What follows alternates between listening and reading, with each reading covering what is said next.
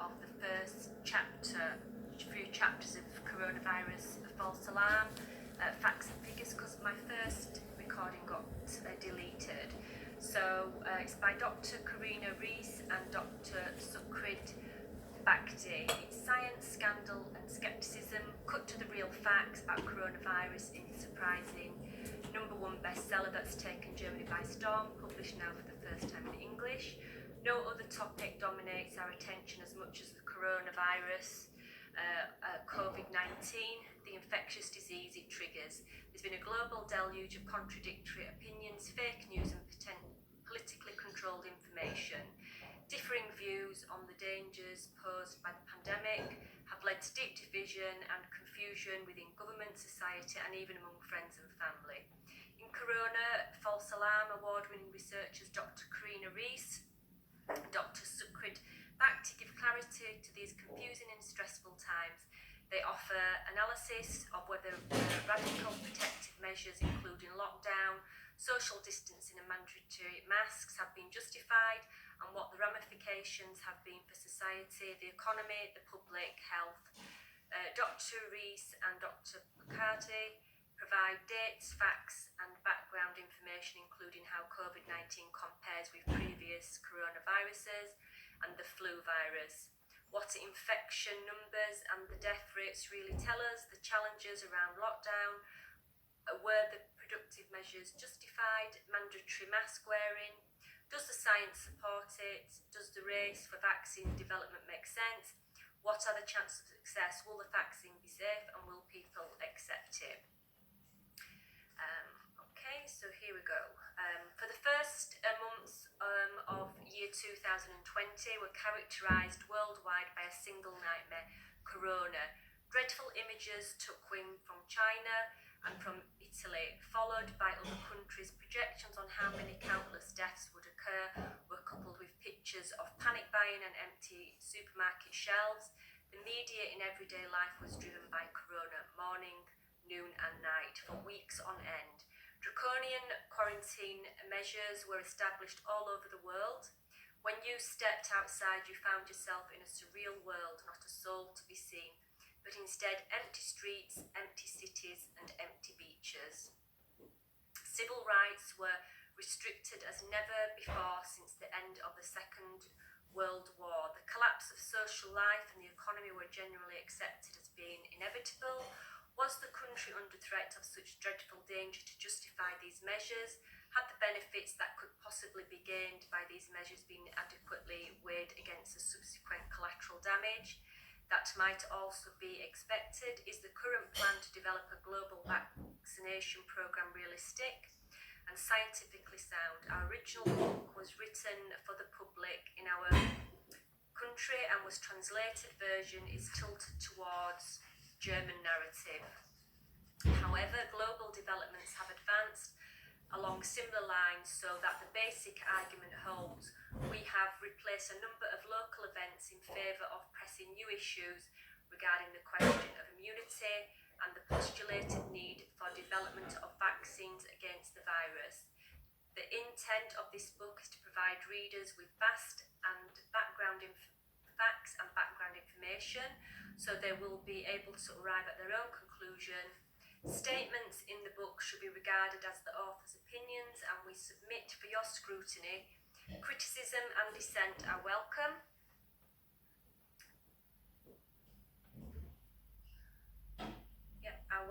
In scientific discussions, postulation of any thesis should invite antithesis, so that finally the synthesis may resolve potential disagreement and enable us to advance in the interest of mankind. We do not expect all the readers to share our points of view, but we do hope to ignite an open and much needed discussion to the benefits of all citizens on this deeply troubled world.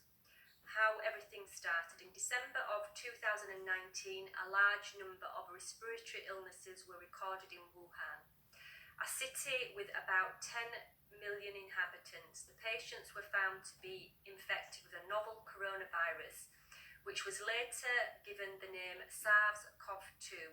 the respiratory disease caused by SARS-CoV-2 was designated COVID-19.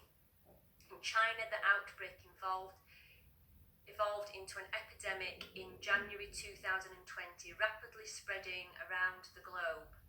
Coronavirus, the basics. Coronavirus coexisted with humans and animals worldwide and continuously undergo genetic mutations so that countless variants are generated. Normal coronavirus are responsible for 10 to 20% of respiratory infections and generates symptoms of a common cold. Many infected individuals remain asymptomatic, others experience mild symptoms such as unproductive cough, while some additionally develop fever and joint pain. Severe illnesses occurs mainly in the elderly and can take a fatal course, particularly in patients with pre-existing illnesses, especially of heart and lung. Thus, even harmless coronavirus can be associated with case fatality rates of 8% when they gain entry to nursing homes. Still, due to their marginal clinical significance, costly measures for diagnosing coronavirus infections are seldom undertaken. Searches for antiviral agents have not been prioritised and vaccine development has not been subject to serious discussion. Only 2 members of the coronavirus family reached world headlines in the past. SARS virus, official name SARS-CoV, entered the stage in 2003. The variant caused severe respiratory illness with a high fatality rate of approximately 10%. Fortunately, the virus turned out not to be highly contagious and its spread could be contained by conventional isolation measures. Only 774 deaths were registered worldwide. Despite this manageable danger, fear of SARS led to worldwide economic loss of $40 billion. Coronavirus subsequently faded into the background. A new variant, MERS-CoV, emerged in the Middle East in 2012 and caused life-threatening disease with an even higher fatality rate of more than 30%, but contagiousness of the virus was also low and the epidemic was rapidly brought under control. China, the dread threat emerges. When the news came from China that a new coronavirus family member had appeared on the stage, the most pressing question was, would it be harmless like its normal relative, or would it be SARS-like and highly dangerous, or worse still, highly dangerous and highly contagious? First reports and disturbing scenes from China caused the worst to be feared. The virus spread rapidly and with apparent deadly efficiency. China resorted to drastic measures. Wuhan and 5 other cities were encircled by the army and completely isolated from the outside world. At the end of the epidemic, official statistics reported about 83,000 infected people and fewer than 5,000 fatalities. An infinitesimally small number in a country with 1.4 billion inhabitants. Either lockdown worked or the new virus was not so dangerous after all. Whatever the case, China became the shining example of how we would overcome SARS-CoV-2. Most disturbing news then came from northern Italy. Striking swiftly, the virus left countless dead in its wake. Media coverage likened the situation to warlike conditions. What was not reported was that in other parts of Italy and also in most other countries, the fatality rate of COVID-19 was considerably lower. Could it be that the intrinsic deadlines of one and the same virus varied depending on the country and region it invaded? Not very likely, it seemed. How dangerous is the new killer virus? Compared to conventional coronaviruses, gauging the true threat that the virus posed was initially impossible. Right from the beginning, the media and politicians spread a distorted and misleading picture based on fundamental flaws in data acquisition and especially on medically incorrect definitions laid down by the World Health Organization, WHO. Each positive laboratory test for the virus was to be reported as a COVID-19 case, irrespective of clinical presentation. The definition represented an unforgivable breach of a first rule of infectology, the necessity to differentiate between infection, invasion and multiplication of an agent in the host, and infectious disease. Infection with ensuing illness. COVID-19 is a designation for severe illness and occurs only in about 10% of infected individuals, but because the incorrect designation, the number of cases surged and the virus vaulted to the top of the list of existential threats to the world. Another serious mistake was that every deceased person who had tested positive for the virus entered the official records as a coronavirus victim. This method of reporting violated all international medical guidelines. The absurdity of giving COVID-19 as the cause of death in a patient who dies of cancer needs no comment. Correlation does not imply causation. This was causal fatality that was designated to drive the world into a catastrophe. Truth surrounding the virus remained enshrouded in a tangle of rumours, myths and beliefs. A French study published on March the 19th brought first light into the darkness. Two cohorts of approximately 8,000 patients with respiratory disease were grouped according to whether they were carrying everyday coronavirus or SARS-CoV-2. Death in each group were registered over 2 months. However, the number of fatalities did not significantly differ in the two groups, and the conclusions followed that the danger of COVID-19 was probably overestimated. In a subsequent study, the same team compared the mortality associated with diagnosis of respiratory viruses during the colder months of 2018-19 and 2019-2020, week 47 to week 14 in southeastern France.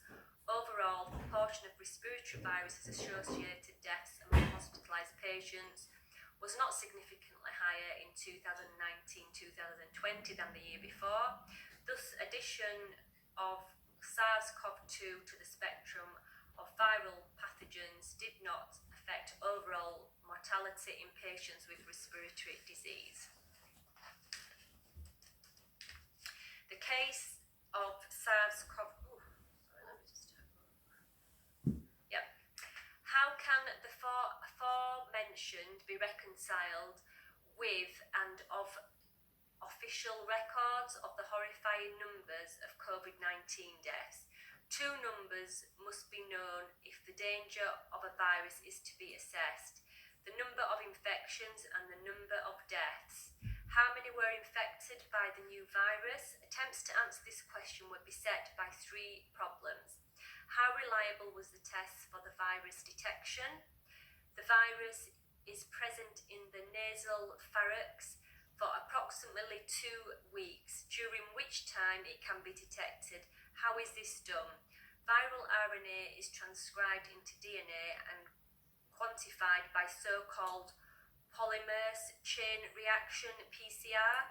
The first assay for the new coronavirus was developed under guise of Professor Christian Drosten, head of the Institute of Virology at the Charité, Berlin. This test was used worldwide in the initial months of the outbreak. Tests from other laboratories followed. Diagnostic PCR test must normally undergo stringent quality assessments and be approved by regulatory agents before use. This is important because no laboratory test can ever give 100% correct results. The quality control requirements were essentially shelved in the case of SARS-CoV-2 because of declared international urgency. Consequently, nothing was really known regarding test reliability. Specifically, the sensitivity, in essence, These parameters give an indication of how many false positives or false negative results should be expected. The test protocol from the Dresden laboratories were used worldwide, and test results played a key role in political decision making, yet data interpretation was often largely a matter of belief. What did Dresden himself say on Twitter? Sure, towards the end of the illness, the PCR is sometimes positive and sometimes negative. Here, chance plays a role. When you test a patient twice as negative and discharge him as cured, it is indeed possible that you can have positive test results again at home, but this is still far from being a reinfection.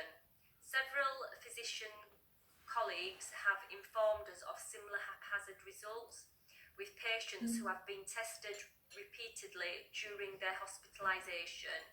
Is it particularly surprising that goats and papaya test positive for the virus in Tasmania?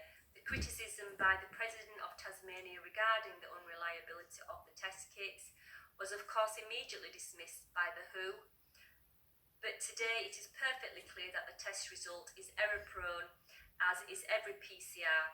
How much so, and whether there are significant differences among the presently available tests cannot be determined unless because of the lack of data. So let us assume that PCR test is incredibly good and produces 99.5% correct results. That sounds and would indeed be exceptional. It means that one can expect only 0.5% false positives. I'm going to end here because I've already done the second part of the book on another video. Yeah, if you do want to hear the rest of the coronavirus false alarm book, then just subscribe. I did miss a little bit off at the beginning. Just says about the coronavirus false alarm. It provides you with sound information and substantiated facts and encourages you to form your own opinions on the coronavirus crisis.